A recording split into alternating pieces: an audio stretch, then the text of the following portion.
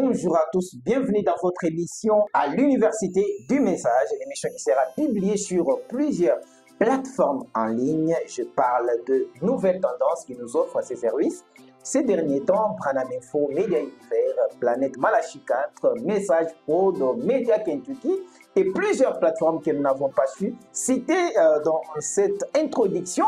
Nous avions relevé la deuxième contradiction, se retrouvant dans les messages du prophète William Marion Branham. Et pour en parler, nous avons choisi le révérend pasteur Ben Mutombo, surnommé Google des messages, qui nous a reçus avec toute facilité. Révérend Ben, bonjour. Bonjour, cher journaliste Jean-Claude Chimbombo. Voilà, je ne suis pas votre médecin, mais je peux quand même dire que vous allez bien. Oui, la miséricorde du Seigneur nous garde, nous tenons par sa grâce, réellement par sa grâce. Voilà, ce défi est lancé à tous les prédicateurs du message. Et révérend Ben, par Dieu, acceptez. Je vous dis toujours merci. Vous avez toujours été là quand on a besoin de vous. C'est moi qui vous remercie parce que vous pensez toujours à moi. Voilà, révérend Ben, avec vous, nous avions abordé des contradictions se trouvant dans les messages des prophètes Branham. C'est les prophètes lui-même qui les dit. La fois passée, le dernier sujet a été taclé par Branham prophète. Branham n'est pas prophète. On attend l'émission pour l'harmonisation de toutes ces choses. Mais cela ne nous saute pas aux yeux, révérend Ben. Le prophète Branham est-il Jésus-Christ ou ne l'est-il pas? D'autre part, dans son message, il assure qu'il n'est pas le Seigneur Jésus-Christ. Et d'autre part, on le voit essayer de s'identifier au Seigneur Jésus-Christ. Peut-on parler de la complicité, de la contradiction, ou tout simplement Dieu a confondu cet homme qui voulait se faire voir comme une personne adorable? Ah, cher journaliste. C'est quand on parle de Jésus-Christ, on voit l'adoration, révérend Ben. C'est encore un des points difficiles. Oui, très Oui, difficile. très difficile. Parce que, chose grave, Ouais. je suis du nombre des adorateurs de Branham. Je constate que même parmi les adorateurs de Branham, bon nombre croient que William Marion Branham est Jésus-Christ. Ah, pas vous, mais d'autres adorateurs de Branham. J'ai ponctué amène à tout ce que je vais lire dans le message. Je suis en train de vous révéler certaines réalités qui se passent dans notre domaine du message, afin que vous, en tant que journaliste, vous puissiez être bien informé. Voilà. Il y en a qui pensent que Branham est le Seigneur Jésus-Christ. Jésus-Christ. Oui, parmi les adorateurs. Oui, il croit que l'homme qui était en Galilée, le fils de Marie, c'est ce même corps-là qui est revenu. D'autres même ont inventé une citation disant que le jour de la naissance de Branham, le rouge-gorge chantait qu'il est ressuscité. Il est ressuscité, oui. Non, Ah, c'est une invention? Non, cette citation-là n'existe pas jusque-là. De dire que le jour de la naissance de Branham, le rouge-gorge chantait qu'il est ressuscité. Est-ce que c'est... Non, c'est faux. Ah. Le rouge-gorge a chanté il est ressuscité en 1965, lorsque Branham déclare sur le lever du soleil que ce matin, mon ami rouge-gorge m'a réveillé. Et il chantait ce matin disant qu'il est ressuscité. En 65. En 65. Mais on a pris ça, on a ramené à la naissance de Branham pour affirmer cette doctrine de Branham et Jésus-Christ. Parce que c'est le seul qui a été ressuscité, révérend. Nous reviendrons là-dessus. Et de l'autre côté, il y a ceux qui ne croient pas qu'il est Jésus. Il est Jésus-Christ. Et Branham l'appuie dans ses déclarations. Et parmi eux, il y a des adorateurs qui sont là, et même ceux qui ne sont pas adorateurs. Et ceux qui ne sont pas adorateurs, chose grave, il y a même d'autres, je vous informe, il y a même d'autres qui prient au nom de Jésus-Christ, mais pour eux, le Jésus qu'ils voient, c'est William. Voilà, Jésus-Christ autant présent. Ils les disent autant présent. Oui. Mais on peut aussi évoquer la déclaration de de Tony Osborne qui disait il a vu Jésus de Nazareth j'ai même ça ici, dans les rues de Jeffersonville, on les prêche dans les églises, on saute, mais l'interdiction formelle, pas question de l'adorer. Mais s'il est Jésus-Christ. Oui, mais pas question de l'adorer. Mais on ne peut pas priver l'adoration. Un Dieu à écouter, pas à adorer. Non, comme il est dit ça. Les mots même Dieu signifient objet d'adoration. Donc il faut formuler, chercher un autre mot, un autre nom, un autre mot à attribuer à Branham, une autre qualification, et nom de Dieu. Quand on appelle Dieu, c'est automatiquement objet d'adoration. C'est la chose qui embrouille beaucoup de gens. Nous avons accepté les conséquences des mots que nous prononçons. Lorsque nous disons Dieu, il y a des conséquences. Et nous pas question de réfléchir. Nous supportons ces conséquences-là. Donc, je m'en vais pour vous dire que ces deux équipes, il est Jésus-Christ, ils ont des Écritures. Il n'est pas Jésus-Christ, ils ont des Écritures. Mais malheureusement, c'est le 4e chapitre qui les manque. À son point terrible, le point de l'harmonie des Écritures.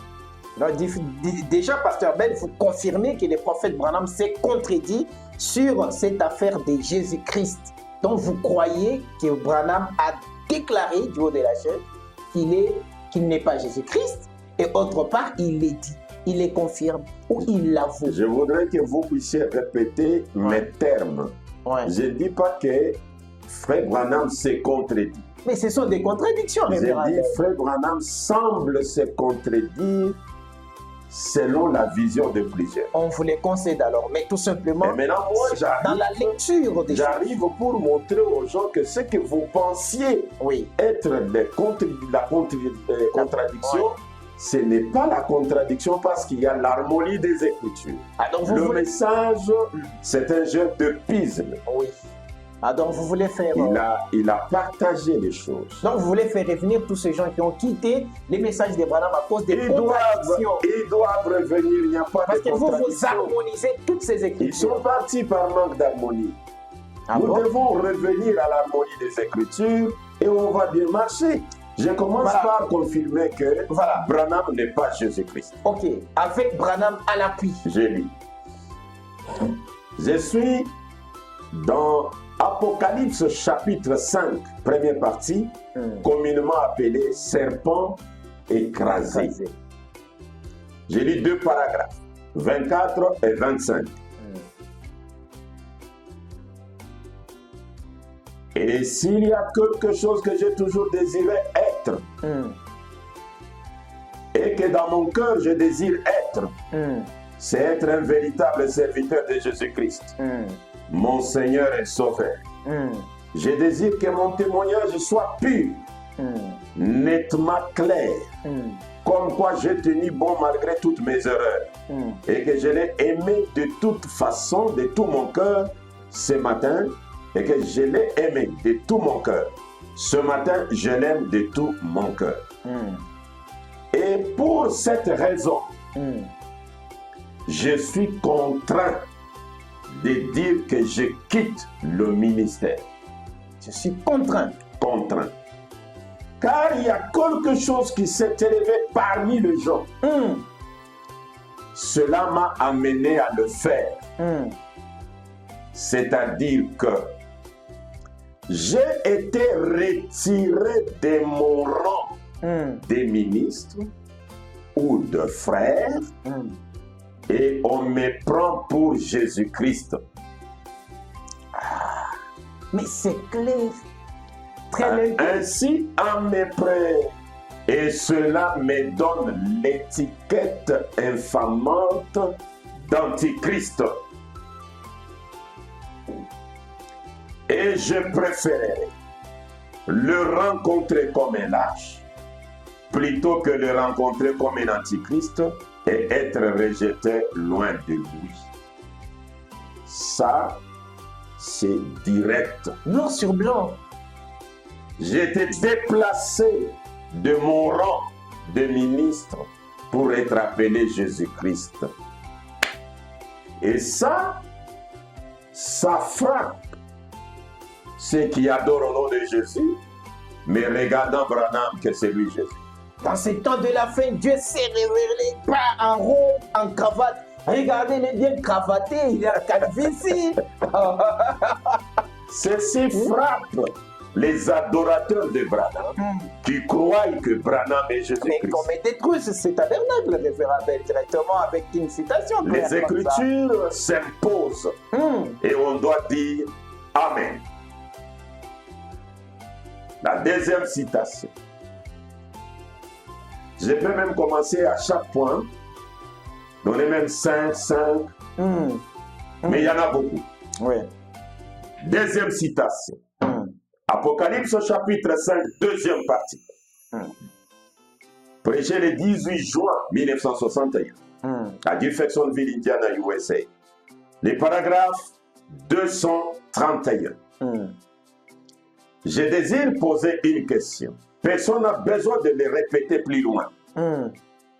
Il y a ici au moins 15 ou 20 personnes coupables d'avoir pensé que j'étais Jésus-Christ.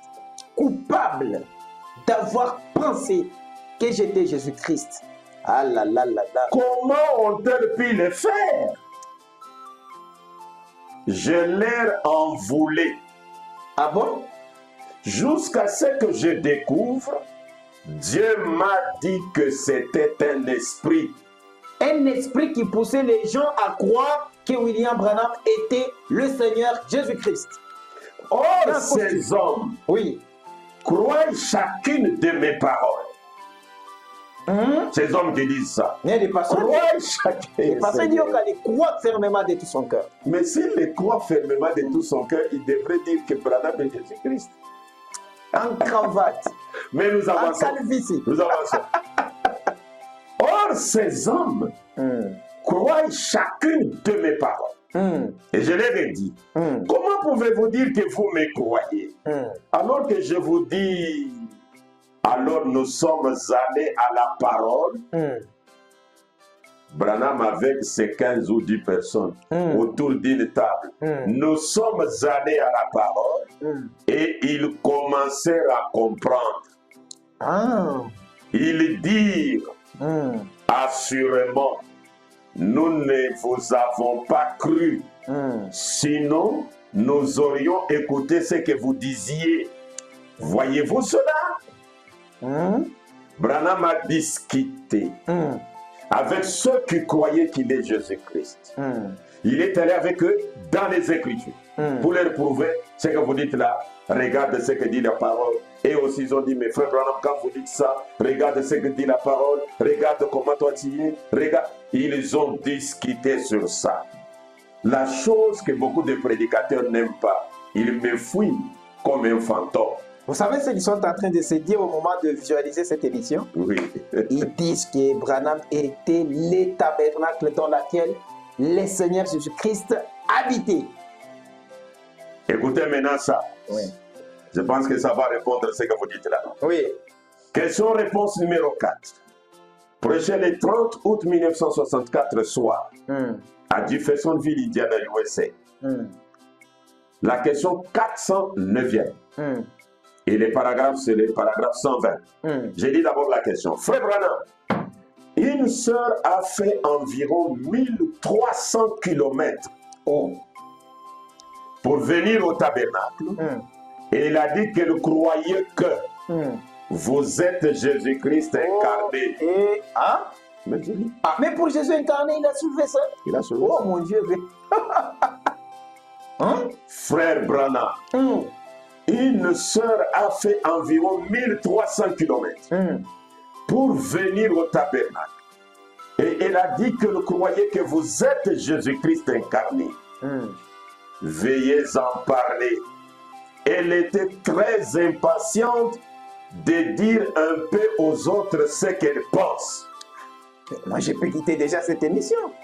Tu vas quitter comment? Ça y est là. Je vais quitter l'émission parce que c'est trop. Jésus incarné. Mais nous ne sommes qu'à la branche On gauche. déclasse. Nous ne sommes pas encore arrivés à droite. Maintenant, Branham répond. Maintenant, bien entendu, la sœur était dans l'erreur. De croire que William Branham était Jésus-Christ incarné. C'est une erreur. Mais c'est ce que les pasteurs Dioka a toujours dit. Mais c'est ce que Branham dit ici, que c'est une erreur. Pasteur Gédéon, qui est des gens, parce qu'ils sont des gens que j'ai beaucoup suivis, ils acceptent quand même, ils parlent de l'incarnation. Oui. Branham tout refuse. Tout ce qui était là-bas en Galilée, paf. Branham refuse. Alors que les chaises, on coupe des chaises, pas des brebis, des amènes, on tombe. Branham refuse. Vous voyez que beaucoup de pasteurs sont dans le même sac que Pasteur Ben. Mais Pasteur Ben est victime parce que lui, il a pris même le nom de Branham. Mais pour eux, ils aiment appeler Branham Jésus-Christ incarné. Oui. Mais s'il est Jésus-Christ incarné, l'incarnation, on prend le nom. Quand Jéhovah s'est incarné en Jésus, il est devenu Jésus. Dans l'Ancien Testament, on ne l'appelait pas Jésus. Ce sont les conséquences de l'incarnation. Maintenant, Ben va loin pour voir les conséquences de l'incarnation et il est diabolisé. Et il freine. Il refuse d'avancer. C'est l'ignorance ou tout simplement, c'est très compliqué d'adorer un homme. C'est difficile. Même Jésus a pris fuite. Dans Jean chapitre 10, même Jean chapitre 9. C'est ce qui a pris fuite? Oui, on a pris des pierres pour les lapider. Il a posé la question, pour quel mal je fais? Vous me lapidez? J'ai fait beaucoup d'œuvres venant de mon Père. Pour quelle œuvre vous me lapidez? Ils lui ont répondu, non, ce n'est pas pour les œuvres. Nous te lapidons pour un blasphème. Parce que toi qui es un homme, tu te fais Dieu. Et lui insiste, non, je suis fils de Dieu. Quand il a insisté, je suis fils de Dieu, ils ont pris des pierres.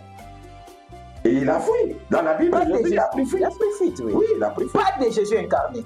Ça y est là. Maintenant, bien entendu, la sœur était dans l'erreur. Je ne suis pas Jésus-Christ, je suis son serviteur. Nous avons traité cela tant de fois. Ah, donc cette histoire a commencé depuis longtemps?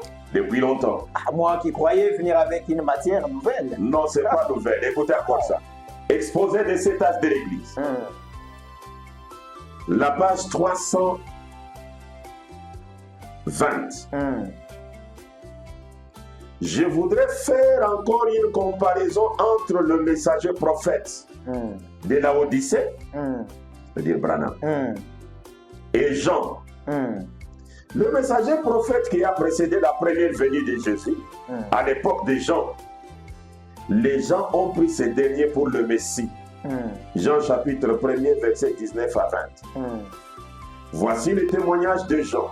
Lorsque les Juifs envoyèrent de Jérusalem des sacrificateurs et des Lévites pour lui demander, toi qui es-tu? Il déclara, et ne n'ayant point, il déclara qu'il n'était pas le Christ. Branham revient. Or, ce messager prophète du dernier jour aura une telle puissance devant le Seigneur qu'il y en aura qui les prendront pour le Seigneur Jésus au temps de la fin. Il y aura dans le monde un esprit qui séduira plusieurs et leur fera croire cela. C'est un esprit séducteur. Ah, c'est quoi encore? Qui va saisir les gens dans le monde à cause des œuvres de puissance de Branham. Ils vont l'appeler Jésus-Christ. Ah! Qui est séduit, qui ne l'est pas? Là, je commence à avoir peur pour citer les individus. Beaucoup de nos pasteurs croient que Branham est Jésus-Christ. Il est Jésus-Christ incarné. Il s'est incarné. Jésus était sans vie. Jésus a fini sa course en entrant en William Marion Branham. Vous connaissez aussi ces gens? Là, c'est pas celle du faux Vous connaissez aussi ces gens? Je connais toutes ces choses-là. Maintenant, Branham dit, c'est un esprit qui saisira plusieurs personnes dans les derniers jours pour les pousser à croire cela. Qui est séduit? Branham qui adore, Ben qui adore Branham, ou toi qui crois que Branham est Jésus-Christ? Chacun a sa réponse. nous sommes en train de démontrer que le prophète Branham refuse qu'il soit qualifié de Jésus-Christ ou Jésus réincarné. Donc, pas question. Mais je dis. Pas question. Mais ça, nous disons Amen quand même, c'est une vérité. C'est une branche. Il y a des gens qui se sont fait une branche. Et cette branche n'est pas tout ce que Branham a prêché.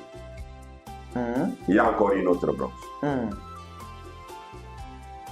Est-ce qu'on peut se tourner à l'autre branche? Attaquons déjà le deuxième point, parce que vous parlez toujours des contradictions dans les messages des frères. Voilà. Les révérends même ne veulent pas de cette appellation. Lui, il croit, parce que je disais tantôt, il y a un pasteur pentecôtiste qui disait laissez le pasteur du message tranquillement, c'est Branham qui est coupable parce que dans son message, il y a beaucoup de contradictions. C'est lui le pasteur là qui a la contradiction dans la tête, oui. C'est lui qui en a. Oui. C'est lui qui a la contradiction dans la tête. Le message n'a pas de contradiction. Soyez maintenant clair, révérend Ben, que Branham n'est pas Jésus-Christ ou Jésus-Christ réincarné ou incarné. Je suis dans la nourriture spirituelle. On prend l'autre angle. Oui, la nourriture spirituelle autant convenable. Donc, des citations qui contredisent celles qu'on vient de lire. Oui. Selon moi. La sœur est venue disant que Branham est Jésus-Christ incarné. Oui. Pour tous les gens du message, nous croyons que Branham n'est qu'Élie de Malachikat. Oui. Il n'est pas Jésus-Christ. Oui. Maintenant, dans la nourriture spirituelle autant convenable, prêché le 18 juillet 1965, soit le paragraphe 160, l'auteur de la parole déclare. Mais maintenant, Dieu nous a promis ces choses pour les derniers jours. Dans Malachie 4, il est dit que Jésus-Christ va descendre et s'incarner lui-même dans la chair humaine comme il l'avait fait à Sodome. Branham aussi. Et à Sodome, 3 hommes sont venus. Là, c'est Branham qui parle. Et parmi les 3 hommes, il y avait un qui tournait le dos, qui discernait les pensées. Et Branham dit, dans Malachie 4, il est dit que Jésus-Christ va descendre et s'incarner lui-même dans la chair humaine comme il l'avait fait à Sodome. C'est quelle chair? Là, c'est Branham. Malachie 4. Là, il accepte l'incarnation. C'est une autre branche qui commence à vivre. Une branche ou une contradiction de Branham. Qui semble être une contradiction. Parce qu'il y a l'harmonisation après. Parce que l'harmonisation est là. Maintenant, il n'y a pas d'harmonisation. Détruisez-moi ce tabernacle. C'est là où on retourne chez les protestants. C'est là où Pasteur Yves est retourné. Manque d'harmonie. Pasteur Yves. Il est retourné. Manque d'harmonie. C'est là où les autres sont capables de couper la communion avec les autres qui ne croient pas que Branham n'est pas Jésus-Christ. Parce qu'ils ont leur branche et ils ne veulent pas l'harmonie des Écritures. Essayez de rendre un service à Dieu sans que ça soit la volonté de Dieu. Prêché le 27 novembre 1965. Paragraphe 212. L'orateur principal déclare: or il a promis cela, ce qui établit la Bible exactement pour aujourd'hui. À Sodome et à Gomorrhe, Élie ce n'était pas Élie. C'était l'Esprit de Dieu sur Élie. Élie n'était qu'un homme. Bon, on a eu des Élie, de par-dessus d'Élie, des manteaux d'Élie, de tout ce qu'on veut d'Élie. Mais l'Élie d'aujourd'hui, c'est le Seigneur Jésus-Christ. Il doit venir selon Matthieu 17, Luc 17 et 30, où il est dit que le Fils de l'homme doit paraître parmi les siens, pas un homme, mais Dieu. Mais ça viendra à travers un prophète. Donc l'Élie. On a eu des Élie. Mais l'Élie. Comme Élie le Tishbite. Comme Élie Jean-Baptiste. On a eu des Élie. De par-dessus d'Élie. Des manteaux d'Élie. De tout ce qu'on veut d'Élie. Mais la différence entre les autres Élie. Mais l'Élie d'aujourd'hui, c'est le Seigneur Jésus-Christ. Si nous voulons comprendre, partout on dit les prophètes Branham, c'est Élie les prophètes. Ils disent qu'il est Jésus-Christ. Élie les prophètes, dans d'autres sens, il est le Seigneur Jésus-Christ. Donc l'Élie dont nous attendons, ce n'est pas un homme. C'est le Dieu. Seigneur Jésus-Christ lui-même. C'est Dieu lui-même qui est Élie. Chez Baruti Tabernacle, on croit que Branham est Élie. Déposez-moi alors toutes ces photos d'Élie de Malachie 4. Il est Jésus-Christ. Chez Guina croit que Branham est Élie. Oui. Il est Jésus-Christ. Mais moi, je les crois aussi. Il est Jésus-Christ. Ouais. Ah. Vous êtes Là. devant un fait accompli. Là, j'étais fait journaliste. C'est moi qui pose des questions. Voilà, s'il y a d'autres... Je ne sais pas lorsque le pasteur même parle de ces histoires et ce qu'il faut dire que les gens commencent à trop vous admirer, ils ne veulent plus se confronter à vous. C'est ça la difficulté que nous trouvons. C'est grave. Vous savez, Les gens commencent à vous apprécier beaucoup. Et cet homme-là, c'est pas... Bon, non, on voulait la contradiction, mais c'est comme si en face, il n'y a personne qui existe. Branham relate une vision grave qui s'est passée. Je peux dire d'abord ça. C'est dans la biographie, la page 60. Ouais. La biographie d'André Morin. La page 60. L'histoire de Carter, Georgie Carter. Madame Carter est une femme très critiqueuse. Oui. Mais parce que sa fille pleurait, elle avait promis au Seigneur de se faire baptiser si sa fille était guérie cet après-midi-là. Ainsi, sa mère alla dans la cuisine et s'agenouilla et pria sincèrement. Ô Dieu, ayez pitié de ma petite fille qui est là, à quelques jours de la mort. Et cet imposteur, l'imposteur qui dit là, c'est Branham. Et cet imposteur qui vient prétendre être quelqu'un, il a tout bouleversé. Il a tout bouleversé, ma fille. Les larmes aux yeux, elle leva la tête. Le soleil s'est couché à l'ouest et éclairait les murs. C'est son témoignage. Ses propres mots.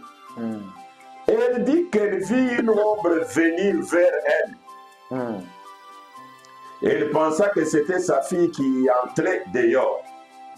Mais quand ce fut tout près d'elle, elle dit que c'était le Seigneur Jésus-Christ. Elle dit, qu'est-ce que cela? Pendant qu'il l'a regardé, elle me vit approcher de la maison. La Bible contre le cœur, et il dit, oh pitié, je me suis endormi, je dors. Elle n'avait jamais vu une vision. Elle courut dire à sa fille Georgie, Georgie, j'étais là, il y a quelques instants priant, et il m'a semblé voir le mur une forme qui ressemblait à Jésus. Je vis frère Branham, la Bible sur le cœur, qui venait avec des hommes à sa suite. Et juste à ce moment-là, voilà que j'arrivais avec les deux hommes. Les portes étaient fermées, j'ai monté la galerie et je me sentis comme sorti de mon corps. J'ai vu mon corps ouvrir la porte et entrer, et voilà que la petite était couchée là. Je vis Jésus. Mais je regarde, c'est Branham qui s'approche avec sa Bible. Et cela se réalise. Qui est Branham? Qui est Branham? C'est là que vous avez trouvé Tommy Osborne. Écoutez comment il déclare lui. Il a vécu la vie de Branham. Il a vu comment Branham vivait. Oui. Contrairement à nous autres qui ont ces images et ces écrits, lui a marché avec Branham. Il a vu. Branham a consacré son ministère. Oui. Et Tommy affirme que l'onction qu'il a, il a tiré ça de Branham. Et cette onction est en train de se répandre dans le monde entier. Tiré de Branham. Connaissant Branham bien, il fait cette déclaration. Il dit, je suis à la page 560. Aussi de notre côté, il y avait ceux qui ne croyaient pas que c'était un démon. Les autres croyaient que Branham était un démon. Et qui commencèrent à prier pour obtenir le même signe. Je ne pouvais pas comprendre cela non plus. Cela ne vint pas à l'idée, étant assis là, de regarder et désirer ces signes. Ce n'était pas de mes affaires. C'était les dons de Dieu à une génération. Cela ne me vient pas à l'idée que c'était ce que je devais posséder. Mais tout ce qu'il fit, Branham, discernant les pensées et les besoins des gens, me démontrait Jésus en action. Je vis Jésus ce soir-là dans une forme humaine appelée William Marion Branham. Tommy Osborne. Je voyais Dieu à l'œuvre dans un montagnard du Kentucky. Je voyais la parole de Dieu, la parole vivante qui ne peut être brisée, démontrée sur la plateforme. Mais si Tommy Osborne était aussi à côté de Pasteur Barouti, il pouvait faire ce genre de déclaration. Je ne vis pas un signe que j'ai désiré. Je voyais que Dieu vivait aujourd'hui. Tommy Osborne a accompli des miracles plus que ceux de Barouti. Comment il allait dire que Barouti est devenu Dieu? Il pouvait voir aussi, il pouvait voir Dieu. Il a accompli ce miracle-là. Il ne s'est jamais identifié lui-même à Jésus. Mais il a vu la dose de Branham. Dose supérieure. Le niveau de Branham. Ça me doit l'accepter. Personne n'a fait que lui. Ne comparez Branham à personne. Donc la déclaration de Tommy Osborne est valable parce qu'elle est prêchée dans toutes les assemblées dites du message, Révérend Ben. C'est là où le problème se pose. Si on considère cela. Oui. De l'autre côté, il dit, je veux même quitter le ministère parce qu'on m'a déplacé de mon rôle de ministre pour être appelé Jésus-Christ. Au juste, qui est-il ces Branham? C'est une question qui le monde a besoin du 4e chapitre de la Sainte Doctrine, l'harmonie des Écritures. Elle va se lire. Je loue le Seigneur de m'avoir donné cela. Je vais lire cette écriture. Il y a encore une écriture. Il y en a deux, mais la première, elle est trop longue. Voilà. Quand je termine cela, je lis la dernière pour ne pas vous prendre beaucoup de temps. Voilà, et chercher à aller dans l'harmonisation selon Pasteur Ben. Jésus-Christ le même hier, aujourd'hui et éternellement. Prêché le 27 juin 1963 en Arkansas. Je lis d'abord les paragraphes 37 et 38. Si je demandais à cet auditoire ce soir, aimeriez-vous voir Jésus? Je suppose que chaque main s'élèverait. Messieurs, nous voudrons voir Jésus. Cela, c'est partout. Même au Congo démocratique, même au Bénin, même à Lomé. Mais on en a tellement envie. Cet homme de même en Côte d'Ivoire, cet homme de Galilée, même en Afrique du Sud, voilà.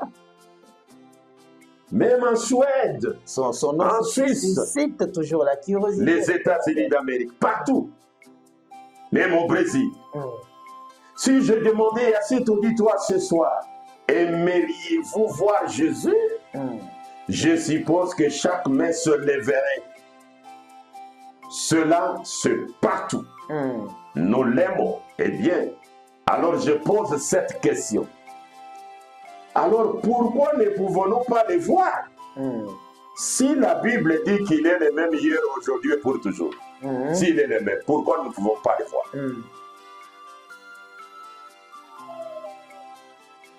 Maintenant, cela ne veut pas dire que c'est seulement dans un sens. La Bible dit, il est le même. Maintenant, pour moi, la Bible, où elle a raison, ou bien elle a tort.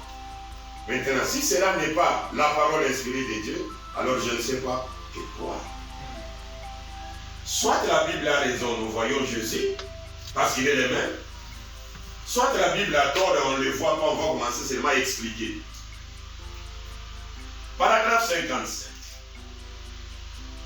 Maintenant, si Jésus apparaissait ce soir, et si nous pouvions voir des principes donnés de Dieu, et par les actes même de son être, les actes même de son être, qu'il est ici, alors nous devrions au moins l'accepter, lui souhaiter la bienvenue. C'est grave. Maintenant, cela est une très grande déclaration, lui-même le comprend. Mais nous avons un très grand Dieu qui garde chacune de ses paroles. Maintenant, je prends depuis le paragraphe 63, Branham dessine Jésus maintenant. Il les dessine. Il va les dessiner. Dessiner comment? Avec les Écritures. Parce qu'il était un peintre. Il les démontre par les Écritures. Il est plus qu'un peintre. Je m'attendais, on allait nous dominer de la manière dont c'est là les visages de Jésus. Il va les peindre, mais non pas avec la peinture, mais avec la réalité. Écoutez. Donc, ce soir, vous aimez trop Jésus, révérend Ben. Donc, vous savez. Mais j'ai dit ici je que me sens amoureux. Vraiment, j'aimerais. Vous savez qu'avec cette attitude, si vous prêchez seulement ça, vous aurez une très grande assemblée, révérend Ben. Vous aurez beaucoup de véhicules, beaucoup d'argent, beaucoup de trucs. Vous avez quand même un ministère. C'est Jésus, c'est tellement qui est tellement. Je ne vais pas faire de mon ministère un moyen d'avoir l'argent. Mais si c'est pas à cause de l'argent, vous allez gagner beaucoup d'argent avec les dons que vous avez. Je vais gagner ces âmes pour les amener où? Mais je vois, vous l'aimez trop ce soir. Si je vais amener les âmes, c'est à Dieu. Et Dieu sauve par la parole du jour et non pas par la parole d'hier. J'ai demandé sur base de toutes ces citations merveilleuses qui sortent de votre bouche. Je vois que ça vous a mis dans la joie. Non, vraiment, je me sens très bien. Je me sens très bien comme les pasteurs. Comme les pasteurs là, ils le disaient, mais ces noms est tellement doux. Quand on parle de ces noms, ça suscite. Ça crée l'atmosphère. Je me sens très bien voir ces pasteurs même. Alors je lis maintenant. Vous êtes merveilleux ce soir. Je lis maintenant. Paragraphe 63. Couper l'émission, vous arrêtez par ici. On ne peut pas couper ça. Vous voyez que vous avez choisi cette branche. Les autres ont choisi l'autre branche. Branham est Jésus. Les autres ont choisi Branham n'est pas Jésus. Mais nous avons besoin du 4e chapitre de la Sainte Doctrine des adorateurs. De vrais adorateurs. Le conseil du 4e chapitre dont parle le révérend Ben est déjà disponible. Dieu l'a été, a écrit ce 4e chapitre pour prouver au monde que William Branham ne se contredit pas. Jamais. Mais ses déclarations s'harmonisent. Amen. Un peuple bien prédestiné. Tout à fait. Paragraphe 63, on descend jusqu'à 68. Je m'arrête là. Oui. Et si vous me permettez, j'ajoute juste une citation pour ne pas dépasser 45 minutes. Il y a beaucoup de choses qui voudraient que je vous ajoute même 3 heures du temps quand vous parlez des choses. Mais on a, après avoir écouté beaucoup de gens, leurs conseils, ils ont demandé, Pasteur Ben, donne-nous des courtes émissions. Voilà. Pour que nous ne puissions pas nous fatiguer. Mais pour ça, ils ne peuvent pas se fatiguer. Ils vont se fatiguer. Simbogo, aujourd'hui, dans son... il est en train de se régaler. C'est bon. Super. Paragraphe 60. Mais maintenant, comment les chercherions-nous? Quel genre de personnes chercherions-nous si nous voulions voir s'il est le même? S'il était ici, dans l'Arkansas ce soir, dans ce tabernacle-ci, quel genre de personnes chercherions-nous? Nous chercherions peut-être quelqu'un qui a une longue robe. Avec les chapeaux. Et une barbe. Très longue. Et des cicatrices de clous dans ses mains. Et des traces d'épines sur le front. Des Galilées. Si vous cherchez une personne comme celle-là, n'importe quel hypocrite vous séduirait sur cela. Ah, robe disqualifiée, barbe disqualifiée, cicatrice disqualifiée, traces d'épines disqualifiées. Si vous cherchez une personne comme celle-là, n'importe quel hypocrite vous séduirait sur cela. C'est vrai. L'imitation. Un homme pourrait peindre des cicatrices sur ses mains et même se piquer lui-même avec des épines et se faire des cicatrices n'importe quel hypocrite pourrait faire cela. Mais alors, si nous ne cherchons pas ce genre-là d'homme, ce ne serait donc ni par sa robe, ni par ce que sa stature, parce que s'il était ici, il serait vêtu comme nous. Comme nous. Oui. Il enlève la robe. Il serait vêtu comme nous. Il n'y avait aucune différence. Il était vêtu et marchait parmi les hommes exactement comme l'étaient les autres hommes. Il n'était jamais vêtu comme les clergés de ces jours-là. Il était vêtu simplement de la robe ordinaire de la rue. Ainsi, il serait simplement vêtu des habits ordinaires, probablement d'un costume. Aujourd'hui, il fait sa fête. Aujourd'hui, quand Jésus vient, il ne serait pas, il ne va pas s'habiller en robe. J'ai mis, je n'ajoute rien. Les grands même commencent à tout abîmer. Ah, s'il y a quelqu'un qui abîme, c'est Branham alors. Ainsi, il serait simplement vêtu des habits ordinaires, probablement d'un costume. Et tout le reste, comme n'importe quel homme aujourd'hui serait vêtu, comme l'ouvrier, l'homme d'affaires, ou quoi de plus, qui serait vêtu comme il serait vêtu. Ainsi, vous ne connaissez jamais de cette façon-là.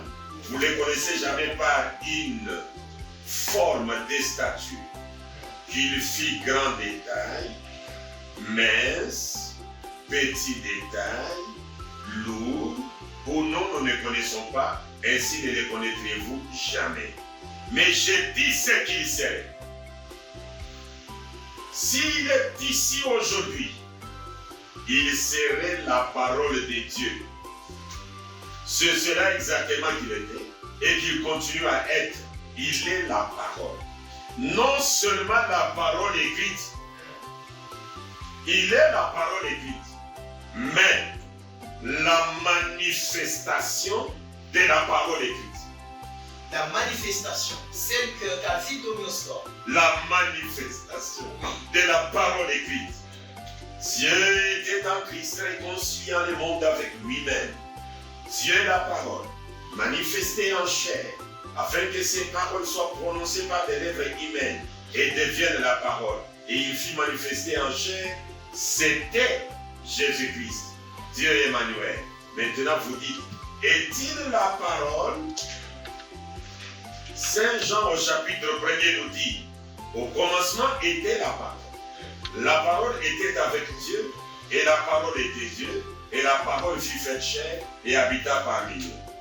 Qu'étaient certaines de choses qu'il ferait, lui la parole là? Nous découvrons que dans Hébreux chapitre 4, verset 12, la Bible dit, la parole de Dieu est plus tranchante qu'une épée à double tranchant. Elle discerne les pensées et les intentions du cœur. Cela qualifierait Jésus exactement comme étant la parole. Donc, Jésus doit être qualifié par les discernements de pensée. Donc, si je vais très bien comprendre, si vous rencontrez un homme qui discerne les pensées, il a la qualification de Jésus. Il dit cela qualifierait Jésus. Mais c'est le prophète, il dit que Moïse était Messie dans son temps, Élie dans son temps. Jésus-Christ est le grand Messie, des Messies. Donc, voir une personne discerner les pensées, c'est un Messie ou c'est un grand Messie. Le discernement de pensée. Lorsqu'Abraham a vu ça chez lui, il a adoré. Lorsque la femme au puits a vu ça, elle a crié, venez voir un homme qui m'a dit tout ce que je fais. Ne serait-ce pas l'homme ici? Et Branham le pointe de Jésus du doigt. Mais presque à la fin du frère, il y a le super signe, je ne m'arrête pas. La dernière citation. 29 novembre 1960. Paragraphe 217. Croyez-vous que l'ange du Seigneur est ici? Croyez-vous cela? Le super signe. Ce genre-là, partout dans les bâtiments. Quelqu'un ici tout près. Je vais tourner mon dos. Je vais tourner mon dos uniquement pour vous permettre de connaître dans chaque forme que c'est le Seigneur Jésus.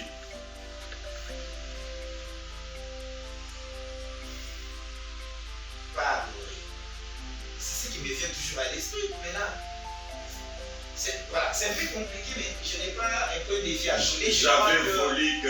Les enfants d'études sont en train de suivre cette émission. Chers pasteurs, contactez-nous pour donner notre son de cloche. Ça, c'est le message. Mais qui vous est donné avec l'onction du 3e exode, le 3e testament, l'évangile qui révèle tous les démons de les draps. Mais ça va vous conscientiser d'un changement réel et radical. Intervenir dans le domaine de la religion. Je ne suis pas Jésus-Christ. Je suis prêt à quitter le ministère.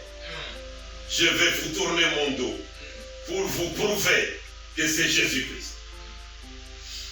Je crois qu'il est vraiment belle, c'est ici que nous allons mettre point à cette très belle émission.